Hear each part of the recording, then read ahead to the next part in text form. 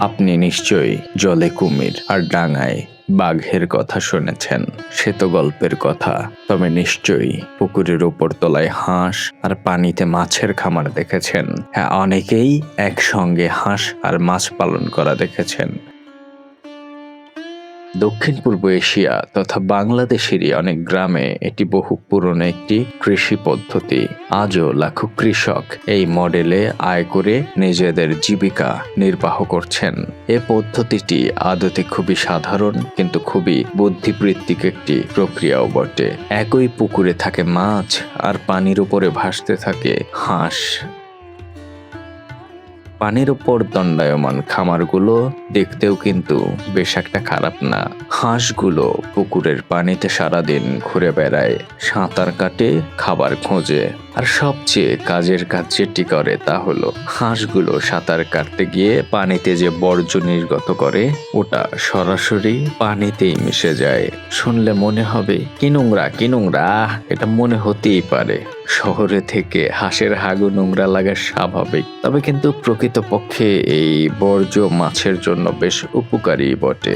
বর্জ্য পানিতে গিয়ে ছোট ছোট জীবের তৈরি করে, যাকে আমরা ছোটবেলায় প্লাঙ্কটন হিসেবে বিজ্ঞানের বইতে পড়েছি।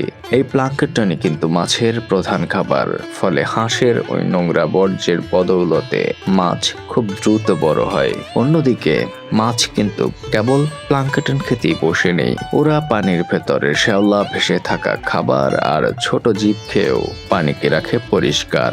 একদিকে হাঁস আর একদিকে মাছ, দুটোই একে অপরের পরিপূরক। একে বলা যায় প্রাকৃতিক লুপ বা চক্র।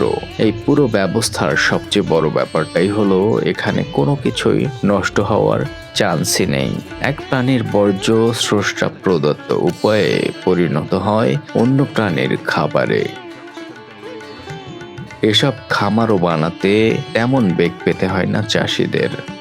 এই পদ্ধতির জন্য সাধারণত 600 থেকে 2000 বর্গমিটার দৈর্ঘ্য পুকুরের ব্যবহার করা হয়। পুকুরের পাশে বা কখনো কখনো মাঝ বরাবর হাঁসের জন্য ছোট ঘর বানানো হয়, যাতে সারাদিন সাঁতারের পরে প্রাণীগুলো বিশ্রাম নিতে পারে আর বিশ্রাম শেষে সহজেই পানিতে নেমে পড়তে পারে।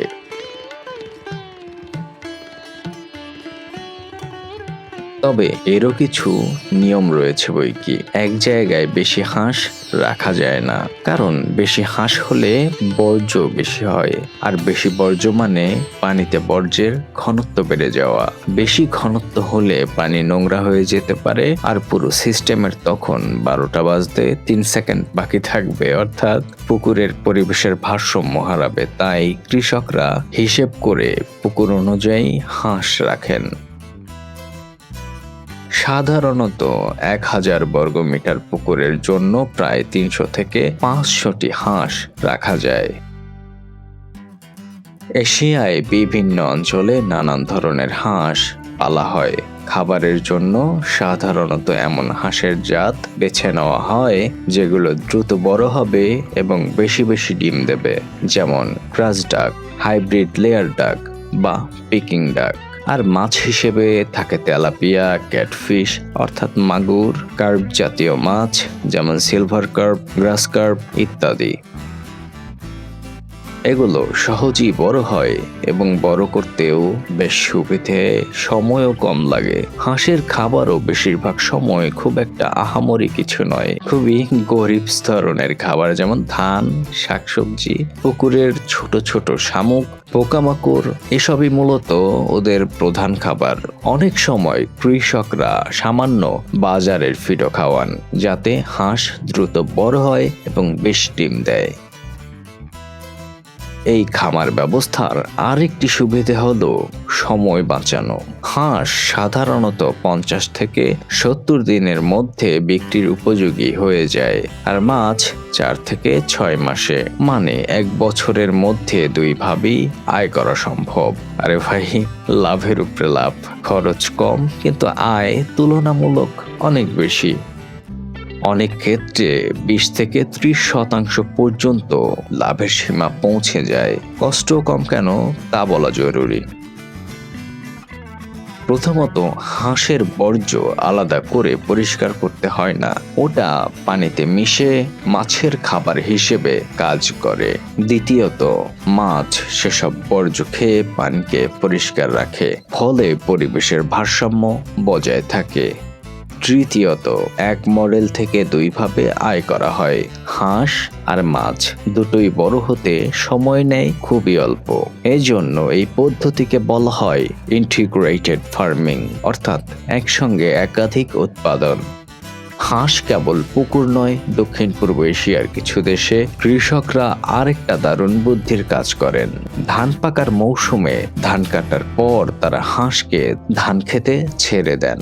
হাঁস তখন জমির আগাছা, পোকামাকড় আর শামুক খেয়ে নেয়। এতে ধানের জমি ও হাঁসগুলো পরিষ্কার করে দেয়, এ কারণে আলাদা করে কীটনাশকও লাগে না। এতক্ষণ তো পারলাম, এবার একটু খাওয়া দাওয়া করি। হাঁসের মাংস দক্ষিণ পূর্ব এশিয়া সহ অনেক দেশে অতীব সুখাদ্য হিসেবে বিবেচিত। চীনের পিকিং ডাক, থাইল্যান্ডের নারকেল দুধে রান্না করা হাঁস, মালয়েশিয়ার ডাক কারি, ইন্দোনেশিয়ার নানা ধরনের হাঁসের রান্না এবং একটা জিনিস না বললেই নয়, বাংলাদেশে হাঁসের করা ঝাল মাংস। সব জায়গাতেই হাঁসের উপস্থিতি দেখতেই পাবেন।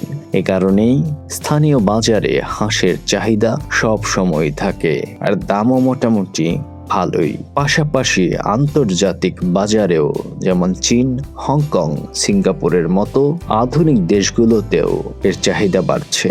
এখন যদি পুরো ছবিটা একসঙ্গে দেখি, একটা পুকুর, কিছু হাঁস, কিছু মাছ, দারুণ না?